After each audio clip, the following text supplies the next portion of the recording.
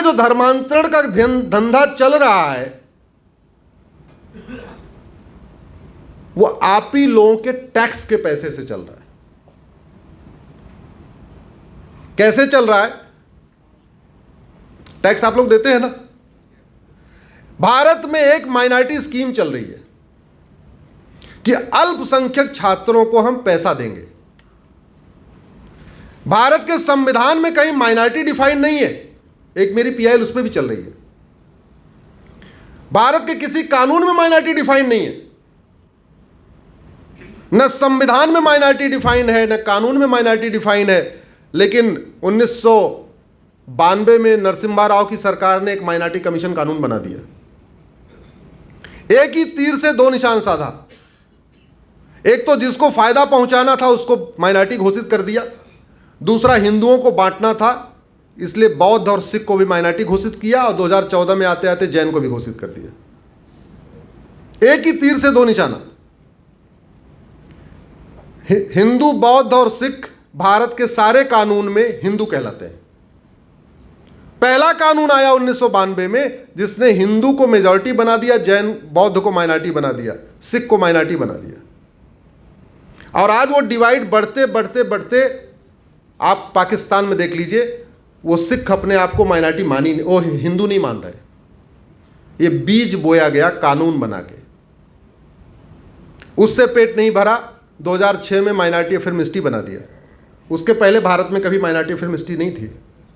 मैंने यही supreme court में चैलेंज किया कि जो देश सेकुलर होता है वहां माइनॉरिटी मेजॉरिटी नहीं होती है, जहां माइनॉरिटी मेजॉरिटी होती है वहां सेकुलर नहीं होता। पाकिस्तान में तो माइनॉरिटी मेजॉरिटी हो सकती है क्योंकि वहां इक्वल राइट सबको नहीं है, तो वहां तो माइनॉरिटी कमीशन की जरूरत है, माइनॉरिटी अफेयर मिनिस्ट्री की जरूरत है, क्योंकि वहां हिंदुओं को प्रताड़ना हो रही है, उनका धर्मांतरण हो रहा है, उनको परेशान किया जा रहा है। हिंदुस्तान में जहां सारे फंडामेंटल राइट सबको इक्वल है, तो फिर ये माइनॉरिटी मेजॉरिटी का कॉन्सेप्ट क्यों? और जहां तक सेकुलर की बात है, महाराज जी हमसे कह रहे थे कि सेकुलर नॉनसेंस है वो शब्द। सुप्रीम कोर्ट के जजेस की कुर्सियों पे लिखा है यतो धर्मस्ततो जय, और हम कह रहे हैं हम सेकुलर है, पंथ धर्म। पहली बात तो धर्मनिरपेक्ष तो कोई देश हो ही नहीं सकता, भारत तो बिल्कुल नहीं हो सकता। भारत जिस दिन धर्मनिरपेक्ष हो जाएगा अराजकता आ जाएगी। यहां लोग अपने अपने धर्म पे चल रहे हैं, शायद इसीलिए शांति है, हालांकि सब नहीं चल रहे हैं। तो मैंने आपको कहा कि जो रामायण में लिखा है ना, सब नर करहीं परस्पर प्रीति, वो परस्पर प्रीति तभी आएगी जब इस देश में one nation one education board होगा, वन नेशन वन सिलेबस होगा। और संविधान का आर्टिकल 351 कहता है कि इस देश के सभी नागरिकों के लिए ऐसी व्यवस्था होनी चाहिए सरकार के द्वारा कि हिंदी और संस्कृत सबको लिखना पढ़ना बोलना आ जाए। मुझे बता रहे थे कि कुछ नोटिस लिख दिया था तो विरोध किया जा रहा था। संविधान का आर्टिकल 351 कहता है देश के सभी लोगों को हिंदी और संस्कृत लिखना पढ़ना बोलना आना चाहिए, यह व्यवस्था करना सरकार की ड्यूटी है। और हिंदी और संस्कृत का विरोध किया जा रहा है। मैं आपसे पूछ रहा हूं, ड्राइवर का क्या काम है? बोलिए, गाड़ी चलाना, इसीलिए उसको वेतन भत्ता मिलता है। डॉक्टर का क्या काम है? इलाज करना, इसीलिए उसको वेतन भत्ता मिलता है। सरकारों का क्या काम है? सांसदों का क्या काम है? विधायकों का क्या काम है? मंत्रियों का क्या काम है? मुख्यमंत्रियों का क्या काम है? इस भारत के संविधान के अनुसार कार्य करना, संविधान में जो बातें लिखी हैं उसको लागू करना। और अगर वो संविधान के खिलाफ जा रहे हैं तो क्यों? उसका दो कारण है। पहला तो इसके बारे में लोगों को, आम लोगों को थोड़ी नहीं, बहुत कम लोगों को पता है कि आर्टिकल 351 कहता है हिंदी संस्कृत सबको लिखना पढ़ना बोलना आना चाहिए। नहीं तो जब अगर कोई नोटिस भेजता तो सबसे पहले तो हाईकोर्ट में ही, मदुरई या चेन्नई हाईकोर्ट में चैलेंज करना चाहिए कि भैया तुम नोटिस भेज रहे हो, 351 तो कहता है हिंदी संस्कृत लिखना पढ़ना लिखना बोलना आना चाहिए, तुम विरोध कैसे कर सकते हो? करना पड़ेगा। और सबसे आश्चर्य की बात है, उनको विदेशी भाषाओं से कोई दिक्कत नहीं, अंग्रेजी से कोई दिक्कत नहीं, हिंदी और संस्कृत से दिक्कत है। संस्कृत जैसे जैसे कमज़ोर हो रही भारत में, वास्तव में संस्कृत भाषा के कमज़ोर होने के कारण भारत की संस्कृति कमज़ोर हो रही है। हमारे वेद पुराण सारे संस्कृत में है। आज की डेट में हम संस्कृत नहीं पढ़ पा रहे हैं, शायद इसलिए वेद पुराण हम रखते भी नहीं, सोचते क्या यार, जब पढ़ ही नहीं पाएंगे तो रख के करेंगे क्या। और किसी भी राष्ट्र की, किसी भी देश का संविधान, वहां सबकी पहली ड्यूटी होती है वहां के संस्कृति को प्रोटेक्ट और प्रमोट करना। लेकिन यह काम नहीं हुआ। अब तो मुझे लगता है कि मुझे तमिलनाडु में ही अपना कर्मभूमि बनाना पड़ेगा, कर्मक्षेत्र बनाना पड़ेगा। अगले 3-4 साल तक मुझे यहाँ पे तमिलनाडु के जिले जिले जाके बताना पड़ेगा कि तुम्हारे साथ कितना बड़ा धोखा हो रहा है, तुम्हारे साथ कितनी बड़ी चीटिंग हो रही है, कि संविधान के खिलाफ तुम्हारे काम हो रहा है और पता नहीं तुम्हें कौन सी घुट्टी पिलाई जा रही है। दूसरा, पूरी दुनिया में सबसे पहले कॉमन सिविल कोड लागू करने वाले भगवान श्री राम हैं।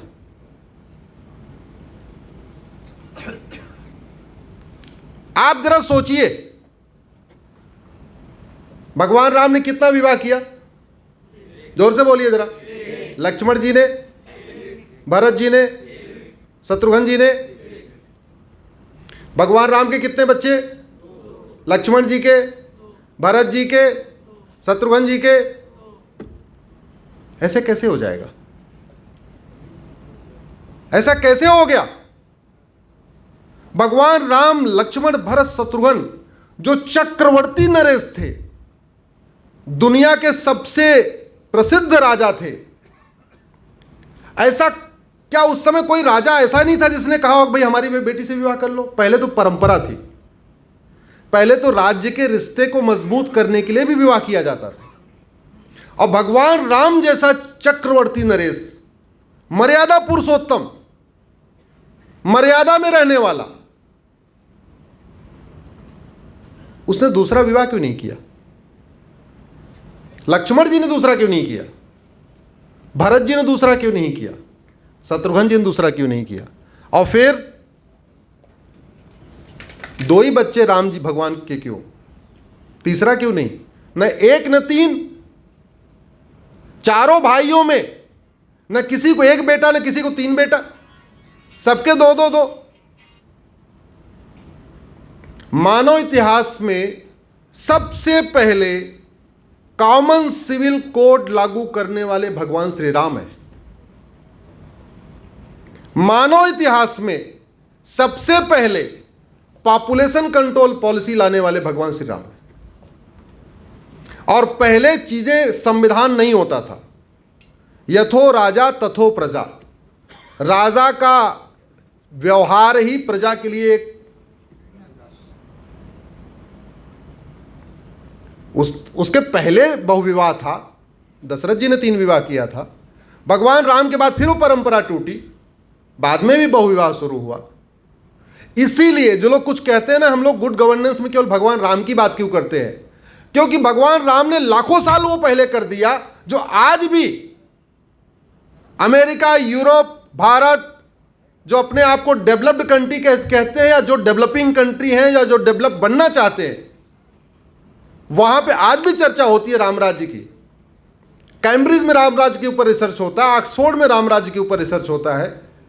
वो इसलिए होता है कि जिनके बारे में हम आज सोच रहे हैं ये काम हो जाए, ये व्यवस्था हम लागू कर दें, ये सिस्टम लागू कर दें, वो लाखों साल पहले कर चुके। हम लोग 1947 में आज़ाद हो गए। चीन हमसे 2 साल के बाद आज़ाद हुआ। चीन जापान का गुलाम था 1949 में। चाइना में भी संस्कृत पढ़ी जाती है। उन्होंने 3 काम किए। 1949 में आज़ाद हुए। पहला उन्होंने काम किया 1950 में, 1 साल के अंदर, कि सबसे पहले तो जापानियों का नामो निशान मिटा दिया। पूरे चाइना में किसी भी जापानी के ऊपर न कोई सड़क, न मोहल्ला, न गली, न थाना, न तहसील, न कस्बा, कुछ नहीं, सब खत्म। उन्होंने तय किया कि हमारी अगली जनरेशन को पता भी नहीं चलना चाहिए कि हम गुलाम थे, क्योंकि गुलाम होना शर्म की बात है। शर्म की बात है कि नहीं? उन्होंने तय किया हमारी अगली जनरेशन को पता ही नहीं होना चाहिए कि हम गुलाम थे। और हमने क्या तय किया?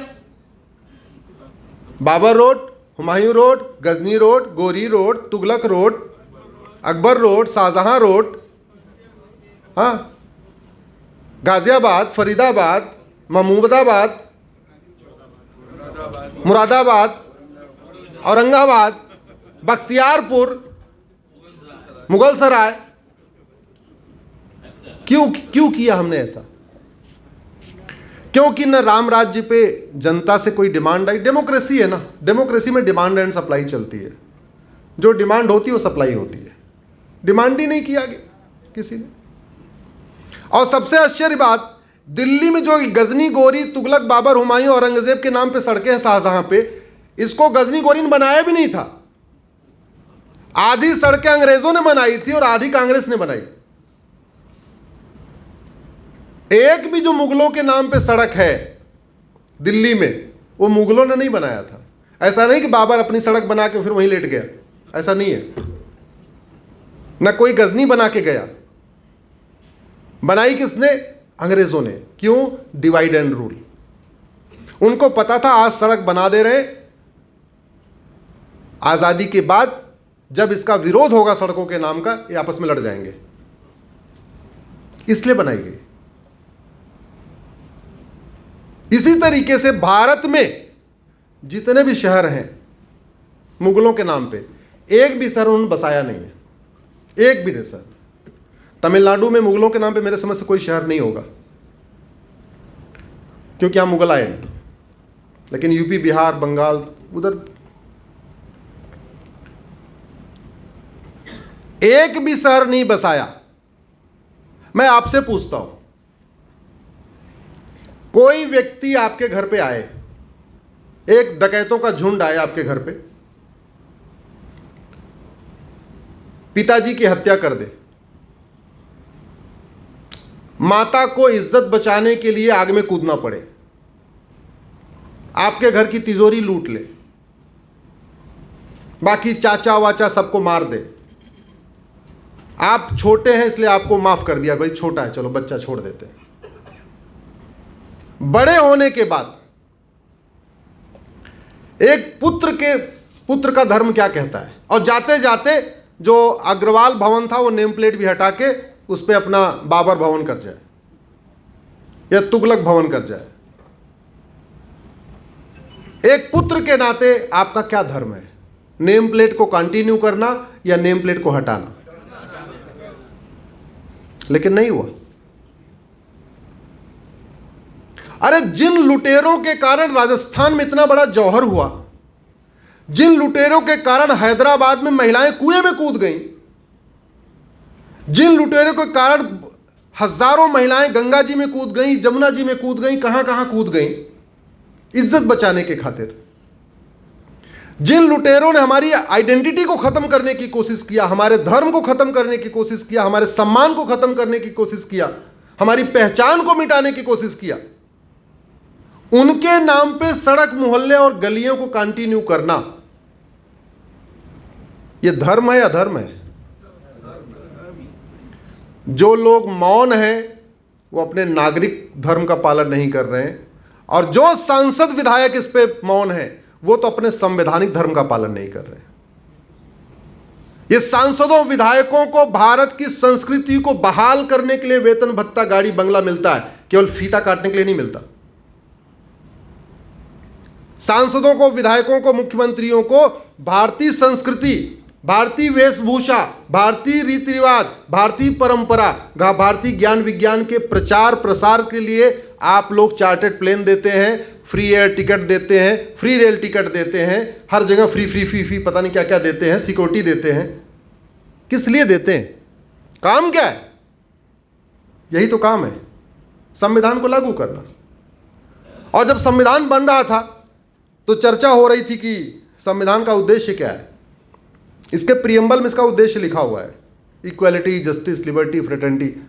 ऐसा लोग जो विदेश में पढ़ के आए थे बोले जी ऐसे ही बनाना है हमें। तो महावीर त्यागी जैसे लोग, अलादी कृष्णा अय्यर जैसे लोग जो संविधान सभा में थे, अलादी कृष्णा अय्यर साहब यहीं के हैं, तमिलनाडु के, वो भी संविधान सभा में थे। उनका यह कहना था हम इस संविधान के माध्यम से भारत में राम राज्य की स्थापना करना चाहते हैं। किसकी स्थापना करना चाहते हैं? तो राम राज्य की स्थापना होगी कैसे? बाबर, हुमायूं, तुगलक, गोरी, गजनी की नेम प्लेट लगा के होगी।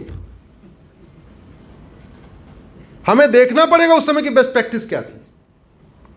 अरे जब लोगों को नहाना नहीं आता था, जब लोगों को कपड़ा पहनने नहीं आता था, तब 5,500 साल पहले हमारे पास हड़प्पा मोहनजोदड़ो जैसा शहर था जहां प्लान्ड वे में मकान बने थे, बाकायदा एक साइज के मकान, एक साइज के ड्राइंग रूम, एक साइज के बेडरूम, टॉयलेट। 5,000 साल पहले जब लोगों को कुछ नहीं आता था,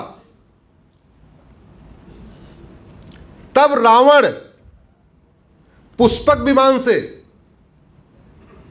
लड़ने गया था पाकिस्तान में। आप खुद सोचिए, भरत जी का ननिहाल, भरत जी के माता क्या नाम है? कैकेयी। उनका नाम कैकेयी इसलिए था क्योंकि वो कैकेयी देश की राजकुमारी थी। उस कैकेयी को हम आज की डेट में पेशावर कहते हैं। आप जरा सोचिए, सेना लेके लंका से रावण पेशावर गया था लड़ने के लिए। ऐसे कोई जा सकता है क्या? कोई खच्चर पे बैठ के जा सकता है लंका से पेशावर तक? नहीं जा सकता, गया। इनफैक्ट दशरथ जी का विवाह उसी युद्ध के बाद हुआ था। रावण ने कैकेयी नरेश को हराया। कैकेयी नरेश ने अयोध्या नरेश से मदद मांगी। दशरथ जी कैकेयी नरेश के लिए लड़ने गए, रावण से लड़ने गए। उस लड़ाई में रावण ने दशरथ जी को भी हरा दिया और वो उनकी जान लेने वाला था। इस बीच में कैकेयी ने उनको बचाया। उसके बाद ये हुआ, युद्ध के बाद फिर कैकेयी से। इससे एक बात जो हम लोग कभी चर्चा नहीं करते, उसको सोचने की जरूरत है। आज की हम डेट में कह रहे हैं बेटी पढ़ाओ बेटी बचाओ। हजारों साल पहले रानी कैकेयी को केवल शास्त्र नहीं आता था, बल्कि शस्त्र भी आता था। क्योंकि उस युद्ध में रावण ने कैकेयी नरेश के साथ साथ कैकेयी के सेनापति को भी मार दिया था। तो सेनापति के मारने के बाद रानी कैकेयी ने सेनापति का काम संभाला। पूरी मोर्चे पे लड़ रही थी। अगर हमारी बहन बेटियों को शस्त्र के साथ शास्त्र नहीं आता था, तो रानी कैकेयी ने युद्ध में लड़ाई कैसे किया?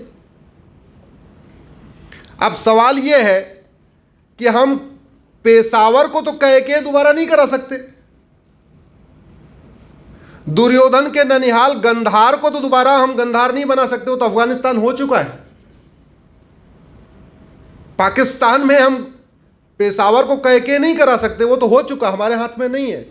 लेकिन भारत में कम से कम जो स्थान है हमारे, जिनका वर्णन वेद पुराण में है, महाभारत में है, गीता में है, रामायण में है, अगर उनको हम उनका पुनः नाम नहीं रखेंगे तो याद रखिए हमारे ही आपके बच्चे 10-20 साल के बाद कहेंगे रामायण कल्पना है, महाभारत कल्पना है, सब कुछ कल्पना है।